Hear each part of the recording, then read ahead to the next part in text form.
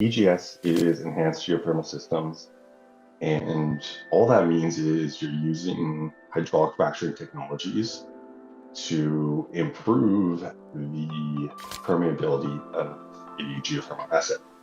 So historically, geothermal assets, how they've been developed is you just drill one or two wells into a hydrothermal system and pump fluid into one well, water into one well, and hot water comes out the other well.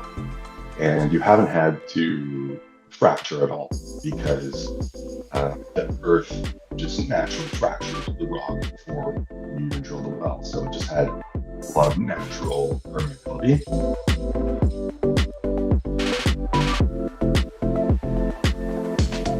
Welcome to Geothermal Unleashed, where we're going to explore the cutting edge of geothermal energy. I'm Elizabeth Cambry from the Valorec New Energies team, and I'm here to help educate and document geothermal's rise in the global energy transition. Today, I am thrilled to welcome our guest from 400C Energy. We've got the co-founder, Blake Wood, joining us. And Blake, you are joining me from Calgary today, correct? That is correct. Awesome. It's probably a lot colder in Calgary than it is here in Houston, thankfully. But your company has been making headlines this past month. So I'm super excited to dive into what those headlines are and hear about what you're doing at 400C Energy. But first, why don't we start where you walk us through your journey to becoming the co-founder of 400C Energy, as well as your journey to becoming the co-founder of 8 Sigma Energy Services, and maybe brush on what you did prior to that, because I believe you were in the oil and gas industry. Maybe you can hit on that, and let's start there. Sure. Yeah. Thank you very much for having me. Um, I started my career working in the oil and gas industry. I was in high school and got a summer job working on a service rig. I grew up in Alberta, and the main industry here is oil and gas. So I actually started working in oil and gas in high school. And after high school, I got a degree in mechanical engineering and then worked overseas as a drilling engineer, drilling supervisor in quite a few different countries for about 10 years. Worked in Australia, Papua New Guinea, India, and Alaska as well. And yeah, after that, I came back to North America and worked in the unconventional departments for Shell and Chevron. And that is when I was introduced to hydraulic fracturing and got really interested in the technologies involved in hydraulic fracturing, specifically sliding sleeves and crack plugs. After working at Shell, I started 8 Sigma Energy Services. I really noticed there was a huge need for different technologies used in hydraulic fracturing. That was quite a while ago, but at that time, we were fracking wells with ball drop sliding sleeve systems, and the stage counts were limited to 35 stages. So you could only frack 35 stages in one well, which is actually quite low. Be extremely advantageous to do more stages, like 100 plus 200 stages per well would be hugely advantage in increasing production rates. So we started 8 Sigma Energy Services with the intention of making a ultra high stage count sliding sleeve system. Okay, that's super interesting. So where were you that was using sliding sleeve completion technology and then really high level? Can you explain, just for our listeners who are not familiar with sliding sleeve completion technology, what it's for and why would you use that for oil and gas as opposed to plug and perf?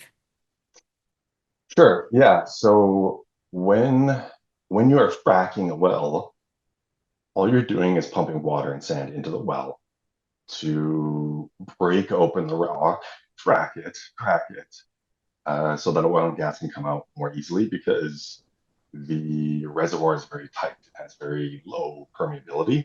So you need to frack it to encourage the oil and gas to come out. And why would you use a sliding sleeve or why would you use plug and perf to accomplish that? The reason you would is these wells have horizontal sections in the oil and gas reservoir, and you don't just frack the entire reservoir at once. You actually do it, you frack in very discrete stages, um, kind of like very progressively up the wellbore. And what sliding sleeves do, what plugs do in plug and perf, they they separate and isolate the well into sections. They like create a seal essentially, so that when you are fracking, you are only fracking into a small portion of the reservoir. And the difference between sliding sleeves and plug and perf is sliding sleeves are like structural members of the casing of the production casing. They actually thread into the casing, and they're essentially valves is all they are.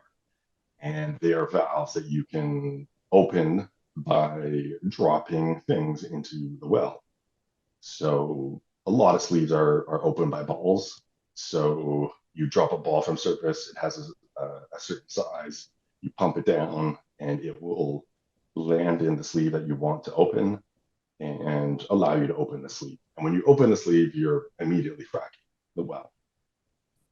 Okay. Whereas plug and perf is you don't have structural members in your well. You actually set a plug in the well. It grips the inside of the casing, and right after you do that, you use explosives to perforate or create a hole in the casing. That's how you gain access to the reservoir. Okay, let's stay on this theme for a moment of the sliding sleeve, just because I've got some questions before we start talking more about 400C energy and the whole geothermal.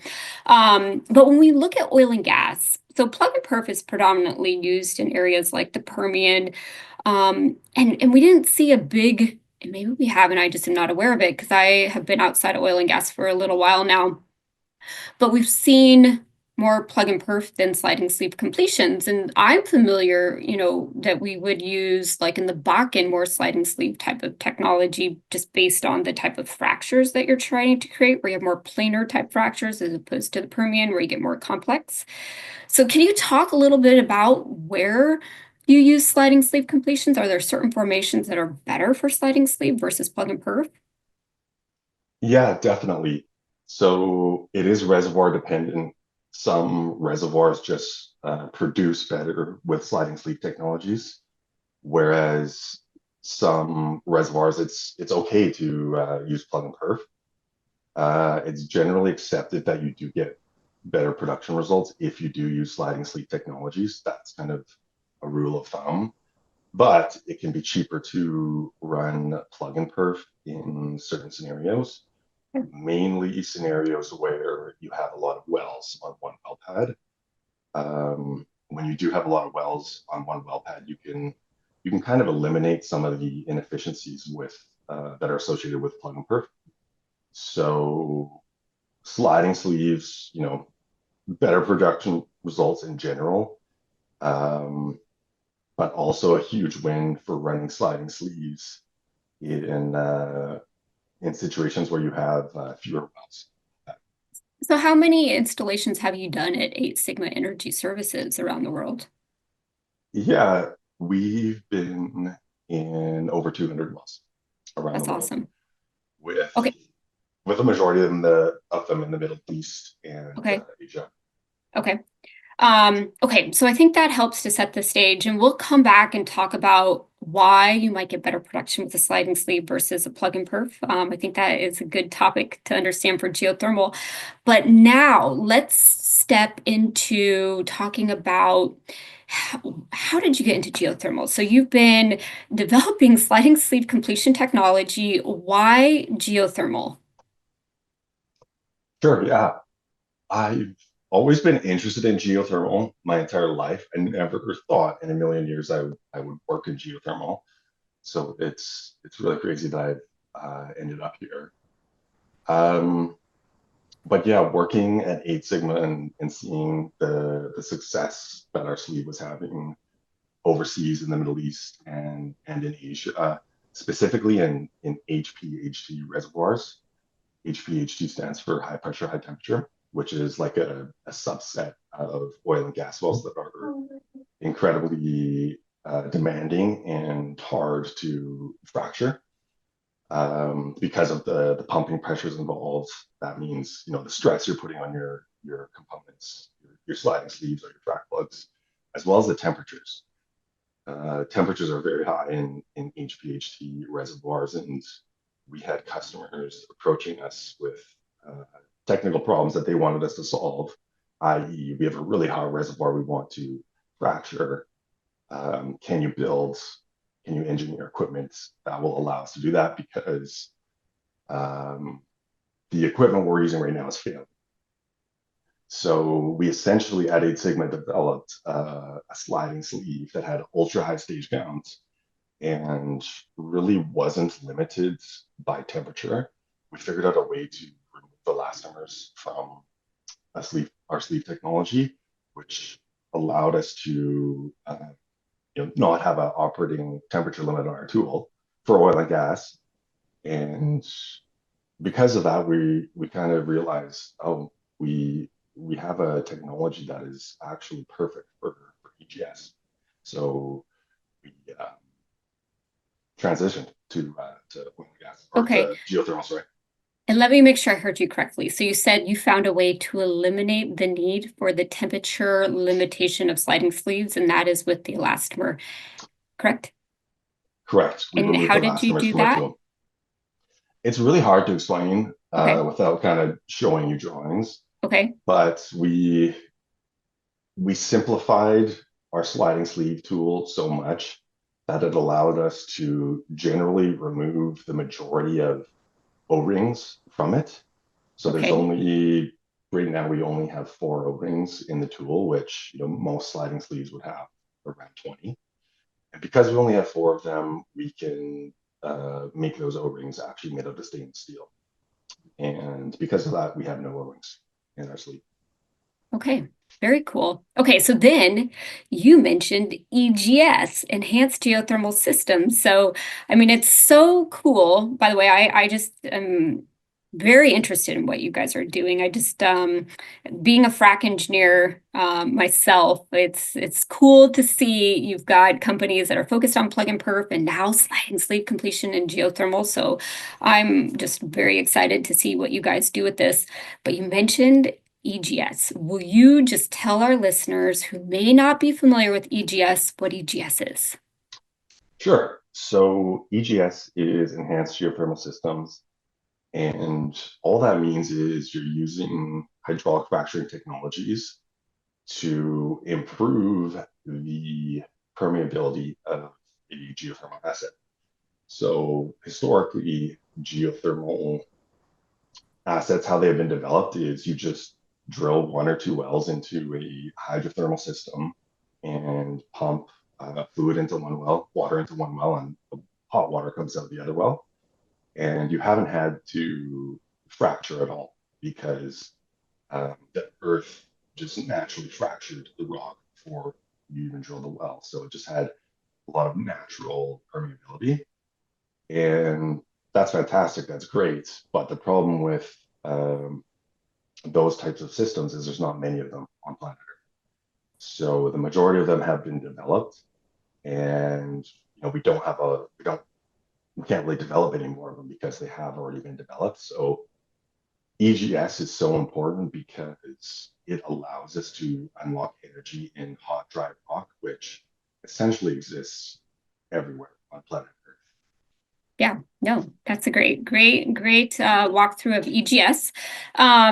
Okay, so let's turn to talk a little bit about 400C Energy. So you guys have been around for a couple of years now, but you have been in stealth mode. And I think you've been in stealth mode for about 2.5 years, and you kind of came out of this stealth mode back in September 2024. So during this time, what were the key things that you were focused on? Yeah, the past 2 years we've been focused on getting our land, our acreage in Utah. It does take a really long time to get geothermal land, and the majority of those 2 years we were acquiring our land. That was one major reason why we're in stealth mode, as well as we were taking our technology from oil and gas applications and slightly tweaking it to geothermal applications. The wells are a lot bigger in geothermal, so we had to upsize the technology and test it, de-risk it on surface. And 2 years is pretty quick when it comes to testing. Okay, so you've actually done some tests on, and you've designed a sliding sleeve completion system for specifically for geothermal then. Okay. Yeah, that's right. We have a 7-inch system and a 9-inch system. Okay. Okay, so your land that you purchased is, surprise, surprise, in Utah, in Beaver County, next to Forge and Fervo's land. So you purchased about 640 acres. Am I correct in that number? 1960 Oh, actually. 19. Okay, so I was Yeah, off. three Okay. sections. Yeah. Okay, that's great. So what makes this location strategic? Why did you decide to go into Beaver County? So this land is really special because it's so close to Fervo and it's so close to the Department of Energy, where they are already doing EGS. So it's been proven that EGS works here. So, I mean, locationally, that's really important. And it also, because we are so close to those other developers, we'll really be able to prove that our technology is superior to plug and perf, because there's no real difference in the land. The land is all the same. We're a Yeah. few miles from Ferguson. And also, this land is really important or special because there's a power plant a few miles from our land that is not at capacity with how much power we could be producing. So theoretically, we can pipe hot water to them. Okay. Okay, that's exciting. Okay, so then there was one other news announcement that came out about the land that you purchased. There's actually a geothermal well that was drilled on this land, I believe, by Thermopower. Um, so you got a geothermal well with the land. Are you going to do anything that with the well? I mean, I'm sure this provides some data for you. Yeah, for sure. The well is fantastic to have on our land because we know what the temperature is downhole already. We know there's not going to be any drilling problems because someone's already drilled a well in 1977 with extremely easy drilling, surprisingly, because the land from surface is granite. But yeah, the well is actually going to allow us to use in our pilot drilling programs. It'll save us a few $1 million in drilling costs. So Well, that's it's awesome. So did this well produce for a given period of time? I'm going to assume it's no longer producing. It was a dry hole, so Okay. they drilled this well to target the Roosevelt hydrothermal system, and yeah, they drilled it, didn't get any flow, and just Okay. Well, yesterday's dry hole is today's potential geothermal wells when you have EGS yeah, or next absolutely. gen geothermal. Okay, so let's do a comparison for our listeners where we compare plug and perf versus sliding sleeve completions. I think it's an interesting conversation. So let's look at first of all, and you mentioned this earlier, so let's go back to the topic of why would a sliding sleeve system potentially make your production, we would say production in oil and gas, but give you a better frac in EGS. So why would you choose sliding sleeve completions for production purposes?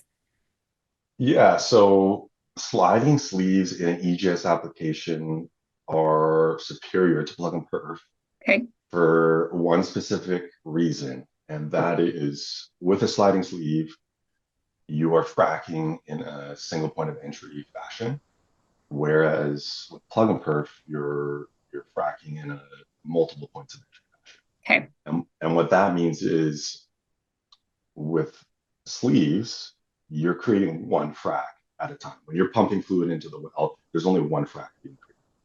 When you are fracking with plug and perf, there are multiple fracs being created at one time. So let's say it can be different depending on what the frac is for plug and perf, but in EGS, some companies are fracturing six clusters at one time. Yeah. A cluster is essentially a frac. So what happens with plug and perf when you're fracking uh, clusters is you have six fracs exiting the wellbore at one time. And what happens is there's a phenomenon called stress shadowing. So when a frac is created in the rock, it actually increases the compressive stress of the reservoir on either side of the frac. And that is stress shadowing.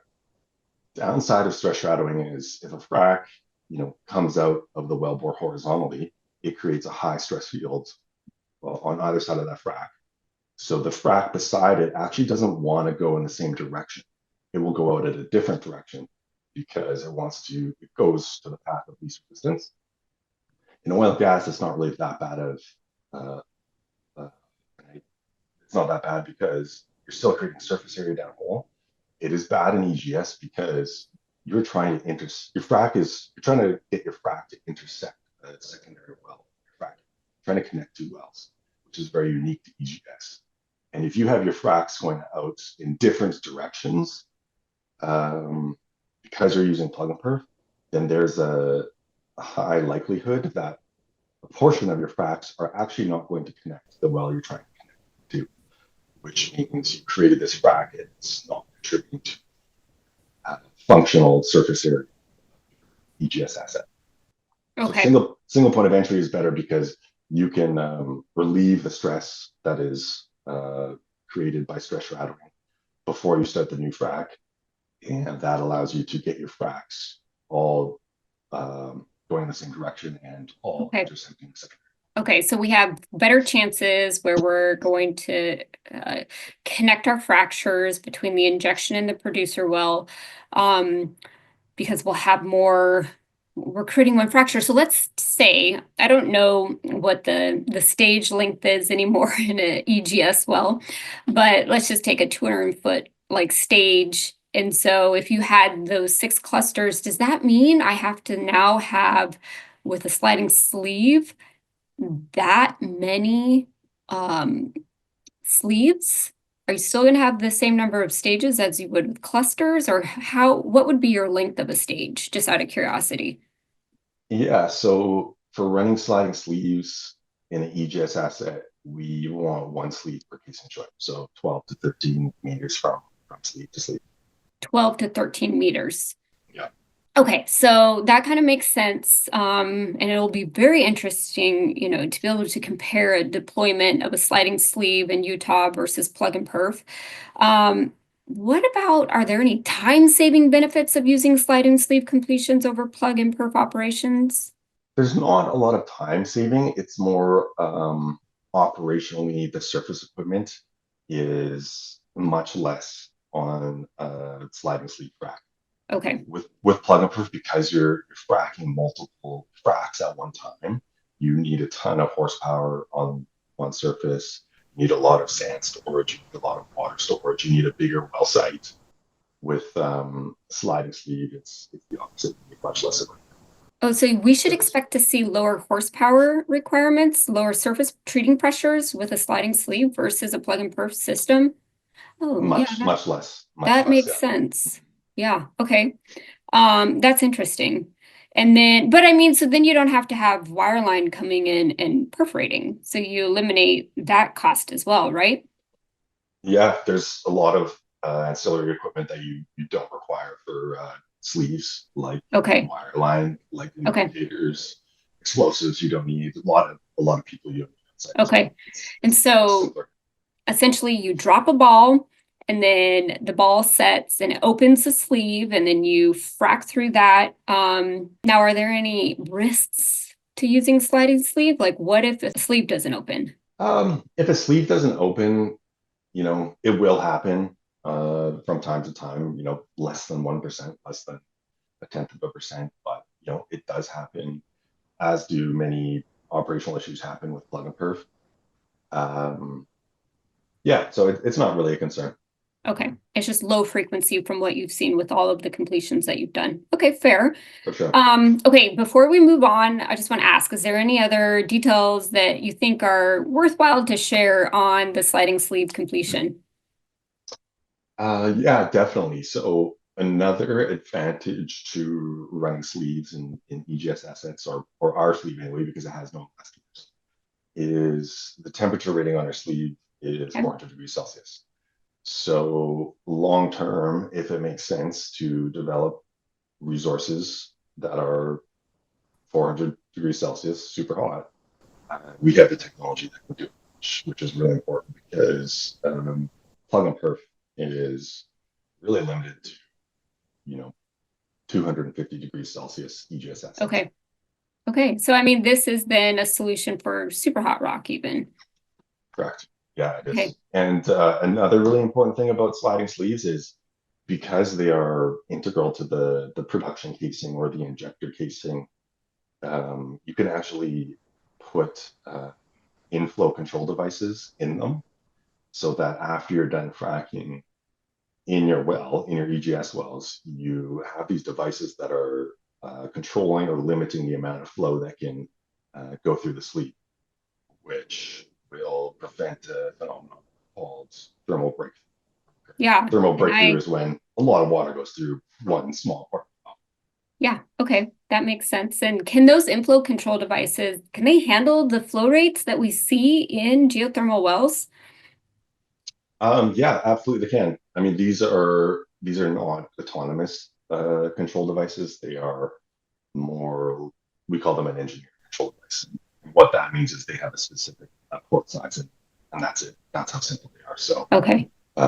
ports can flow, no problem. Okay. Very good. Okay, so let's just talk about some of the key things that you're probably working on today in order to get this project off the ground, which I imagine is got to be quite fun. Securing PPAs and then also locking in funding. Can you just touch a base on do you guys have PPAs that you've closed, or where are you in that process? Yeah, we haven't closed any PPAs yet. We are talking to quite a few companies on the Okay. West Coast about PPAs, and the majority of them are waiting to see how our pilot wells go and if we actually can generate 20 megawatts of electricity from a 1,000 Okay. meter So horizontal So first. you need to do a pilot well. So that's the next step. So then you need to get, I imagine you're working on financing for the pilot well. Correct. So pilot well and then PPA and then full funding. Correct. And more Okay. PPAs. Mhm. Okay. How hard is it to secure funding for the pilot? What has your experience been like so far? We just started our fundraising a couple of weeks ago, and it's it's been a lot easier than we expected getting meetings and getting interest level up. Geothermal is very popular right now with VCs, and yeah, it's going extremely well so Okay, far. so the environment, the atmosphere looks promising. I mean, I think it's great if you're getting the attention. That's the first step. Um, so that's, I mean, and I'm surprised that you guys you're just starting out, so you're just a few weeks in, and you made a loud splash just a couple weeks ago. For 'Cause sure. everyone was like, "Who is 400C?" Yeah. So Yeah. yeah, that's super cool. Um, all right. Well, I just let's conclude with a final question. So what are some of the challenges that see, or what are your biggest challenges that you face over the coming year as you work to get funding and get this pilot off of the ground? Yeah, the biggest challenge we encountered so far was really just getting the land. Okay. It's pretty slow process with the BLM, and ultimately we didn't. get any land through the BLM process. We actually ended up leasing land from private. So getting land was the most challenging part and most time consuming. Okay, well, check mark. That one is done. So For sure. Mm. hopefully it's going to be easier here on out. Well, I am just so excited for what you're doing. There really hasn't been a lot of startups specifically focused on EGS that I've come across. So, naturally, when I heard about you guys, I was just super curious to see what you're doing and where you are, and we're rooting for you. And Blake, I just want to thank you for joining us on this episode of Geothermal Unleashed. And I hope today's discussion has sparked new insights